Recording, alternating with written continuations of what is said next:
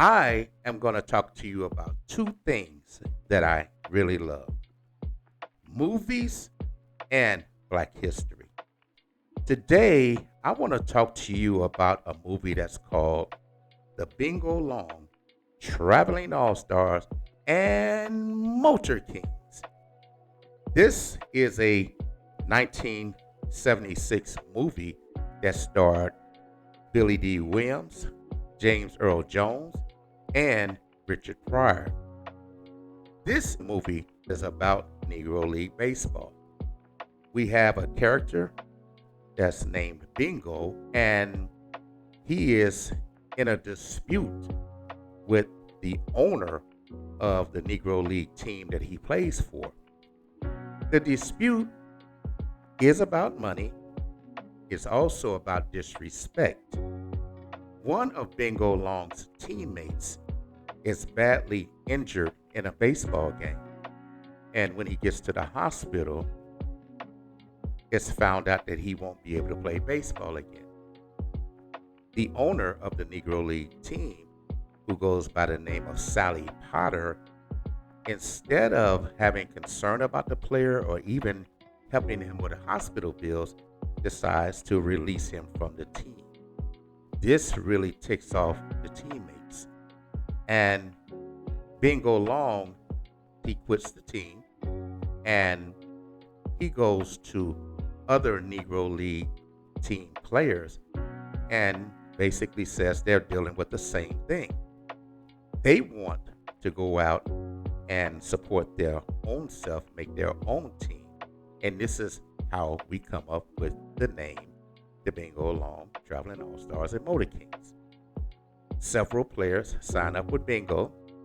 The main players that we're talking about here is a player by the name of Leon Carter, who is played by James Earl Jones, and also another player by the name of Charlie Snow, who is played by Richard Pryor. Once they sign other players, they decide to do what's known as barnstorming. A barnstorming team, they travel through the South, especially through mainly black cities, to go and perform, entertain the fans, not just with baseball, but with entertainment as well. And this is how they drew their attendance. This movie is entirely about Negro Leagues baseball, and I don't think I've seen any other movie that went in that direction. I personally had a love and affection for Negro League baseball. My Uncle Edward always shared with me Negro League stories. It felt like as if I knew these players personally. So I recognized a lot of the characteristics that was going on in the movie. There are a lot of other characters within the movies. You had so many different Negro League owners. We had muscle men that was out to attack Bingo Long and his players, sent by the owners because of the success that they were gathering, which was going against their dollar. As I watched this movie, it was easy for me to recognize that the character of Bingo Long was really going to be a real life player known as Leroy Satchel Paige. The player that James Earl Jones was playing, Leon Carter, was based upon the real player Josh Gibson. We also had the player that was known as Esquire Joe, who was played by Stan Shaw, who was really probably based on a young Willie Mays. And also, one of the Negro League owners was a woman. Mabel King played the female owner of a Negro League team, and her character's name was Bertha DeWitt. And that could only be a portrayal of the real life Negro League owner, Effa Manley. And Effa Manley not only being successful in the Negro Leagues in real life, she is also the first and only woman who is inducted into Major League Baseball's Hall of Fame, located in Cooperstown, New York. She was inducted in 2006.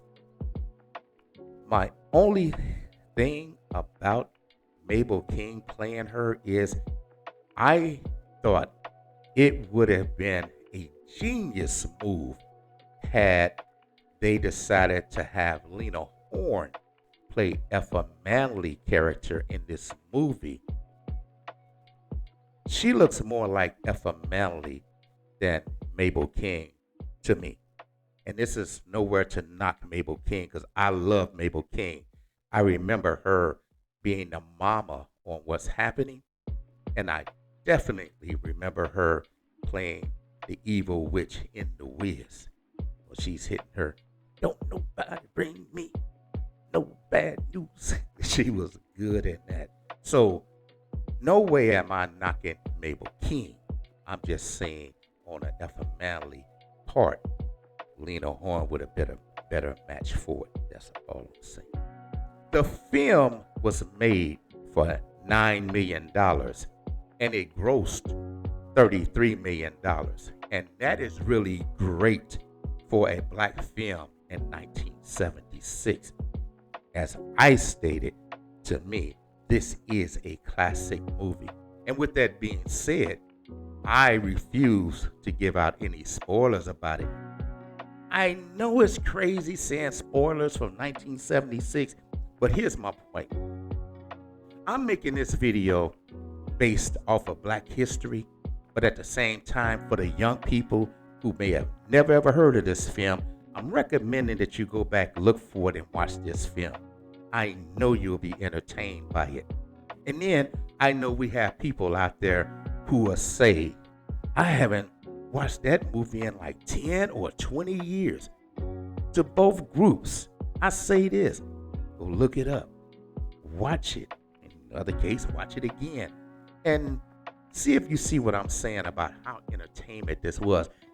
But my point is, this is very interesting, and I don't think that there is another movie, I may be wrong, that dealt specifically with the Negro League and its characters. I also found out there were a number of real life Negro League players who did not like the movie. They did not like the portrayal. I remember reading that Negro League's legend Buck Leonard did not like what was going on when he was older, and he complained about it. But when you have nothing else to compare it to, and this is all you have, this is all we get. So I'm not about to knock Buck Legend for his complaint. Another thing that I will say about this movie, I believe that the Bingo Long movie was based on the Negro League team called the Indianapolis Clowns. The Indianapolis Clowns was a barnstorming team that traveled all around and going to different cities. They entertained and everything else. And they had been given the designation of the Harlem Globetrotters of baseball. This is how good they were. And I do know that a couple of players from the Harlem Globetrotters played for the Indianapolis Clowns, and they were also Negro League baseball players that had played for the Harlem Globetrotters. So that is not a strange thing because of how much talent that these players had. But not only were they entertainers as far as the clowning and everything else, but they were serious baseball players too. In the leagues that they were in, they won the Negro League championship in 1951, 1952, and 1954. So that shows you just how good they are. I also feel that there's a team out there today that's called the Savannah Bananas. And they travel around in barnstorm and they clown around and everything else. And to me, I truly feel that they get their barnstorming and entertainment from the Indianapolis Clowns, who was doing it before them. Though I could be wrong about that. I'm just saying what I'm seeing. So I hope that you found it interesting that I spoke about this combination movie / Black history as far as it goes. And I do hope that you take the challenge that I said to go look the movie up and watch it and tell me what you think about it. Hit me in the comments, give me some likes, and tell me if you decided that you were happy that you watched this movie. I'm going to go ahead and close this video out, and I'm going to say Bye bye and take care.